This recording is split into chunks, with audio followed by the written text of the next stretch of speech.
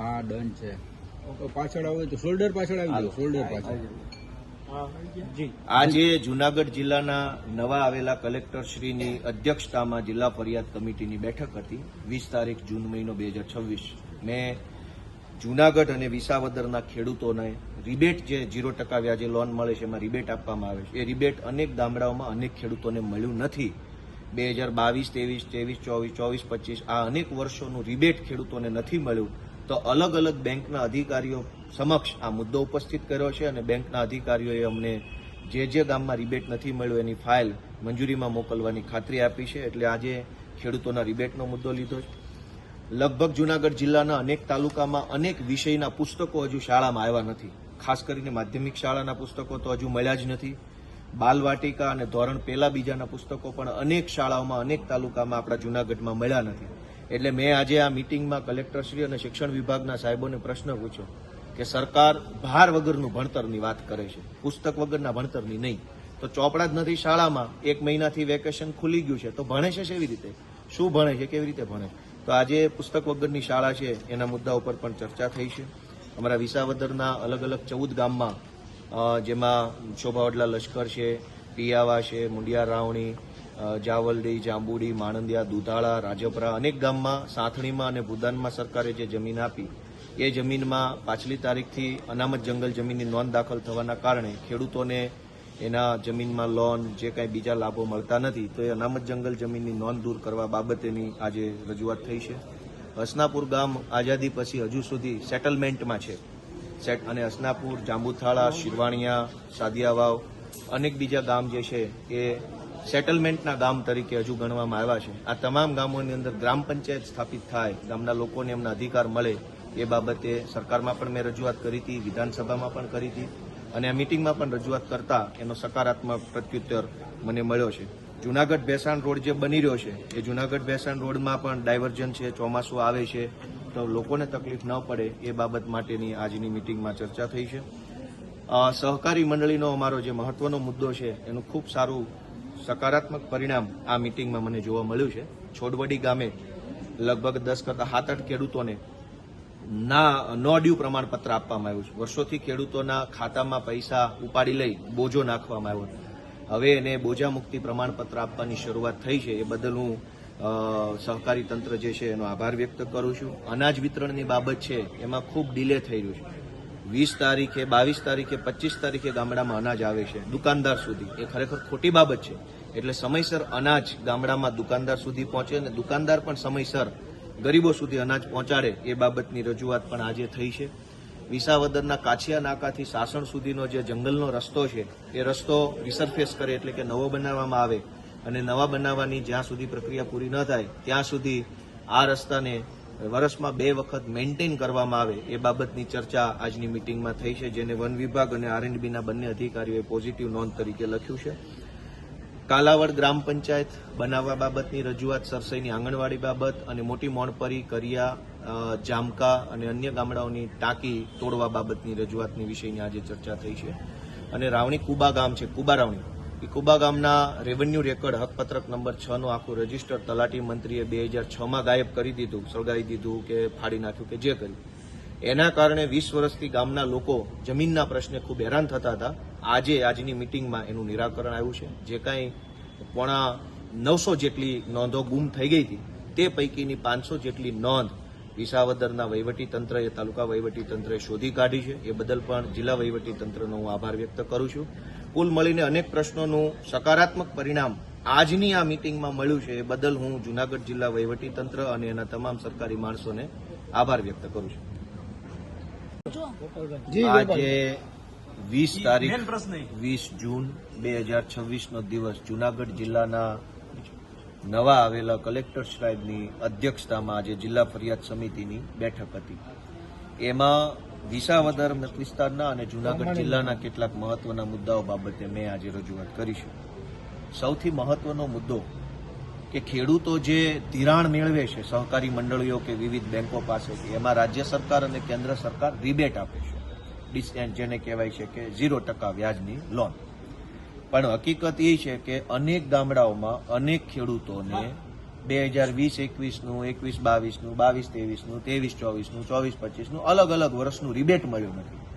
આજે બહુ એકદમ મજબૂતાઈથી ખેડૂતોનો આ મુદ્દો મેં મિટિંગમાં રાખ્યો છે અને અધિકારી પાસે અલગ અલગ બેંકોએ કયા કયા વર્ષનું રિબેટ ચૂકવ્યું છે, જેમાં bank of Baroda, SBI, union bank, Junagadh જિલ્લા સહકારી બેંક, એ સિવાય ધિરાણ કરતી અન્ય બેંકોએ કયા વર્ષનું રિબેટ ચૂકવ્યું છે અને કયા વર્ષનું શા માટે બાકી છે એ બાબત ઉપર ચર્ચા થઈ છે અને ટૂંક સમયમાં એનો અહેવાલ સરકાર તરફથી અમને રજૂ કરવામાં આવશે. અમારા વિસાવદરના અલગ અલગ લગભગ 14 જેટલા ગામોમાં દુધાળા, માણંદિયા, રાજપરા, જાવલડી, જાંબુડી, મોટા કોટડા, મુંડિયા રાવણી, શોભાવડલા, લશ્કર, આ બધા ગામોમાં સરકારે ભૂદાનમાં અને સાથણીમાં જે જમીન ફાળવી એ જમીનની ઉપર અનામત જંગલ જમીનની નોંધ લાગી ગઈ છે અને એના કારણે ખેડૂતોને મીટર નથી મળતા, ખેડૂતોને લોન નથી મળતી, ખેડૂતોને અનેક પ્રશ્ન પડે છે. એ બાબતે આજે કલેક્ટર સાહેબ સાથે રજૂઆત કરી. કલેક્ટરશ્રીએ ખૂબ પોઝિટિવ રીતે એનો વાતને સાંભળી અને દરખાસ્ત તૈયાર કરી સરકારમાં મોકલવાની બાંહેધરી આપી છે. અમારા વિસાવદરનું હસનાપુર, જાંબુથાળા અને તાલાળા બાજુ શિરવાણિયા, સાદિયાવાવ, નેસ, આ તે બધા જે ગામડાઓ છે એ બધા ગામડાઓ અત્યારે સેટલમેન્ટના ગામો છે. દેશ આઝાદ થયો અને 75 વર્ષ થયા. હવે તો સેટલમેન્ટમાંથી આઝાદ કરી અને મહેસૂલી વિલેજ, ગ્રામ પંચાયતવાળું ગામ બનાવવાની મારી રજૂઆત જે છે લાંબા સમયથી, એમાં પણ આજે પોઝિટિવ આપણને રજૂઆત, પોઝિટિવ રિસ્પોન્સ સરકાર તરફથી, કલેક્ટરશ્રી તરફથી મળ્યો છે. આ સિવાય જુનાગઢ ભેસાણ રોડ લાંબા સમયથી બની રહ્યો છે, ચોમાસું માથા ઉપર છે, તો જુનાગઢ ભેસાણ રોડ બાબતે, બિલખાથી ખંભાળિયા સુધીનો જે પટ્ટો છે એના બાબતે, બિલખાથી બેલાનો નવો રોડ બન્યો એની સાઇડ શોલ્ડર ભરવા બાબતની રજૂઆત હતી અને બગડુ ગામે દીપડા દરવાજા પાસે નદી ઉપર જે બ્રિજ બને છે એનો એપ્રોચ, માટીનો એપ્રોચ બનાવવાની જે રજૂઆત હતી એ અલગ અલગ રજૂઆતો પણ આજે R&Bના અધિકારી સાથે ચર્ચા થઈ અને એમાંથી ઘણા બધા કામો જે છે એ પૂર્ણતા તરફ આગળ વધી રહ્યા છે. આ સિવાય એક બહુ મહત્વનો મુદ્દો કે સરકાર એમ કહે છે કે ભાર વગરનું ભણતર, પણ ભણતર પુસ્તક વગરનું થઈ ગયું છે. આજે મેં મુદ્દો ઉપાડ્યો, શિક્ષણ વિભાગના સાહેબો જે છે એ જવાબ ન આપી શક્યા. સત્ર ચાલુ થયું, શાળા ચાલુ થઈ ગઈ, એને મહિનો પૂરો થવાયો, અનેક વિષયના પુસ્તકો હજુ સુધી સ્કૂલ સુધી કે વિદ્યાર્થી સુધી પહોંચ્યા નથી. બાલ મંદિર, બાલવાટિકા, ધોરણ 1 અને ધોરણ 2 ના પુસ્તકો જુનાગઢ જિલ્લામાં અનેક જગ્યાએ આવ્યા નથી.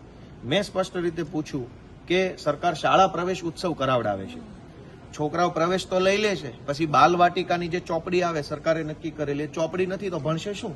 પહેલા ધોરણમાં ચોપડા નથી, બીજામાં ચોપડા નથી, 11-12 ની અંદર માધ્યમિક, ઉચ્ચતર માધ્યમિકમાં ચોપડા નથી. તો ભાર વગરનું ભણતરની વાતો કરતા કરતા કરતા પુસ્તક વગરનું ભણતર થઈ ગયું છે. એ બાબતની આજે મેં રજૂઆત કરી છે અને બાંહેધરી સરકાર તરફથી શિક્ષણ વિભાગના સાહેબોએ આપી છે કે વહેલી તકે આ પુસ્તકો જુનાગઢ આખા જિલ્લામાં, વિસાવદર, ભેસાણ તો ખરું જ, એમાં આપી દેવામાં આવશે. સહકારી મંડળીનો મુદ્દો, ભેસાણ તાલુકાની સહકારી મંડળીઓમાં મોટા પાયે કૌભાંડો થયા. એક ખેડૂતે આત્મહત્યા કરવી પડી, અનેક ખેડૂતોના ખાતામાંથી ખોટી રીતે પૈસા ઉઠાવી લેવામાં આવ્યા. લાંબા સમયની લડતને આજે એક થોડુંક સારું પરિણામ મળ્યું છે કે છોડવડી ગામે અલગ અલગ લગભગ 7-8 જેટલા ખેડૂતોને ના વાંધા પ્રમાણપત્ર, નો ડ્યુ પ્રમાણપત્ર, કોઈ લેણું બાકી નથી એવા પ્રમાણપત્ર આપવાની શરૂઆત થઈ છે એવું જિલ્લા રજિસ્ટ્રાર સહકારી મંડળીએ આજે જણાવ્યું છે. વર્ષોથી ખેડૂતોના ખાતામાં 7-12માં બોજો પડી ગયો હતો, 15-15, 20-20, 30-30 લાખ રૂપિયાનો ધિરાણ બોલતું હતું, એને લીધા નહોતા, ખેડૂતો લડતા હતા, કોઈ સાંભળતું નહોતું. પણ આ જિલ્લા ફરિયાદ સમિતિના માધ્યમથી હું જ્યારથી ચૂંટાયો ત્યારથી રજૂઆત કરું છું. આજે એનું પહેલું પરિણામ મળ્યું છે, બદલ હું જિલ્લા વહીવટી તંત્રનો આભાર વ્યક્ત કરું છું. મોટી મોણપરી ગામે, જામકા ગામે, અલગ અલગ અનેક ગામ જે છે અમારા કર્યા છે, એ બધા ગામે ટાંકી પાડવાનો પ્રશ્ન છે, જર્જરિત ટાંકી છે. ચૂંટણી જીત્યો તે દિવસનો ટાંકી પાડવાની રજૂઆત કરું છું. ટાંકી બનાવવાનો મુદ્દો તો પછી, આ ટાંકી તોડવા વાળો કોઈ નથી. આજે મોટી મોણપરી ગામની ટાંકી તોડવા બાબતનો મુદ્દો, એ સિવાય અન્ય ગામોમાં જે ટાંકી તોડવાની છે એનો મુદ્દો, કાલાવડ ગામની ગ્રામ પંચાયત, રાજ્યના પૂર્વ કેબિનેટ કૃષિ મંત્રીના ગામમાં ગ્રામ પંચાયત નથી, એ મુદ્દો આજે ચર્ચામાં આવ્યો. કાલાવડ ગામની ગ્રામ પંચાયત, સરસાઈ ગામે આંગણવાડી 2-3 વર્ષથી બનતી હતી, એ પૂરી નથી થઈ, એ મુદ્દા પર પણ આજે મેં રજૂઆત કરી છે. અને આમ તો જો કે 2-3 મિટિંગથી આ રજૂઆત મારી ચાલે છે, પણ એનું થોડું પરિણામ આવવાની શરૂઆત થઈ છે. કાછિયા નાકાથી સાસણ રોડ, એટલે કે જે જંગલમાંથી નીકળતો કાચો રસ્તો છે, એ બાબતે મેં રજૂઆત આજે મૂકી છે કે નવો બનાવ કે ન બનાવ પર થોડુંક રિપેર થાય, નવો બને તો વધારે સારું. કેવી રીતે એની વન વિભાગમાં સ્ટેટ વાઇલ્ડ બોર્ડ સમક્ષ દરખાસ્ત કરવી. વન વિભાગના સાહેબો બેઠા હતા, આરએનબી સ્ટેટના સાહેબો, બધા સાથે બેસી અને કાછિયા શાસન રોડ એને રિસર્ફેસિંગની મંજૂરી મળે, એટલે કે નવો બનાવવાની મંજૂરી મળે, એની દરખાસ્ત કરવાની આજે અમારે બધાએ ચર્ચા થઈ છે. વહેલી તકે દરખાસ્ત થાય અને જ્યાં સુધી દરખાસ્ત મંજૂર થાય એ કદાચ વર્ષ 2 વર્ષ લાગે ત્યાં સુધીમાં રોડને વર્ષમાં 2 વખત રિપેર કરવો, સારો મોટરેબલ બનાવવો, ચાલી શકાય એવો, એવી આજે આ મિટિંગમાં ચર્ચા થઈ છે. અને સૌથી એક મહત્વનો મુદ્દો, એનું પણ આજે બહુ સારું નિરાકરણ આવ્યું છે. લગભગ 20 વર્ષ જૂનો પ્રશ્ન વિસાવદર તાલુકાના કુબા રાવણી ગામનો. કુબા ગામના તલાટી મંત્રીએ 2006માં સરકારી રેકર્ડનો નાશ કરી નાખ્યો. એના કારણે ખેડૂતોને બહુ તકલીફ પડતી હતી. ખેડૂતોની અલગ અલગ હકપત્રકની નોંધો છે એ મળતી નહોતી, જેના કારણે ટાઇટલ ક્લિયર નહોતું થતું, ઉત્તરોત્તર નોંધો નહોતી મળતી, વેચાણ કરવું, ગીરો મૂકવું, લોન લેવી, ઘણી તકલીફ પડતી હતી. કોઈ નોંધ મળતી નહોતી. 20 વર્ષથી ખેડૂતો હેરાન થતા હતા. હું ચૂંટણી જીત્યો ત્યારે પહેલી આ ફરિયાદ મિટિંગમાં મુદ્દો રજૂ કરતા આજે 1 વર્ષના અંતે હું ખુશી સાથે કહી શકું કે 500 કરતાં પણ વધુ મિસિંગ નોંધ, ગુમ થઈ ગયેલી નોંધ મેળવી લેવાય છે. અને આજની મિટિંગમાં એનો અમને રેકોર્ડ આપ્યો છે. લગભગ 950 જેટલી નોંધ ગાયબ થઈ ગઈ હતી 2006માં. હકપત્રક નંબર 6માં જે નોંધ આવે, 950 નોંધોમાંથી 20 વર્ષ પછી હવે અત્યારે 500 જેટલી નોંધ મામલતદારશ્રી અને કલેક્ટરશ્રીએ શોધી કાઢી છે અને એનું રેકર્ડ બનાવશે એવી એમણે બાંહેધરી આપી છે. અને આ સિવાય એક નકલી દૂધ બાબતની પણ આજે ચર્ચા થઈ છે.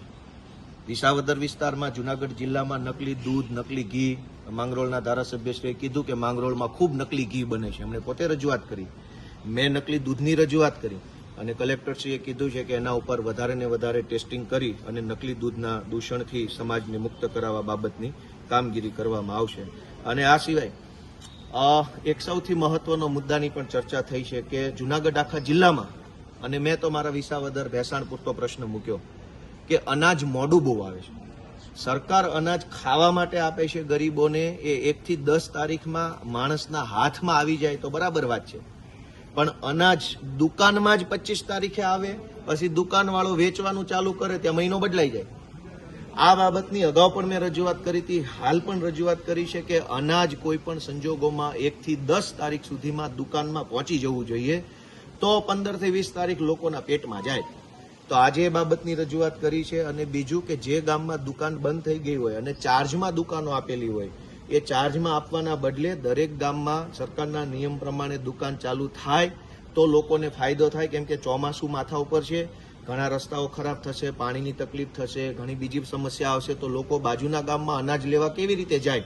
તો બાજુના ગામમાં અનાજ લેવા ન જવું પડે, એટલે પોતપોતાના ગામમાં વૈકલ્પિક અનાજ લેવાની વ્યવસ્થા થાય. આ મુદ્દાની મેં રજૂઆત કરી છે. આમ કુલ મળી જુનાગઢ જિલ્લાના વિદ્યાર્થીઓ, ખેડૂતો અને આગેવાનો જે કંઈ એની રજૂઆત મને મળી હતી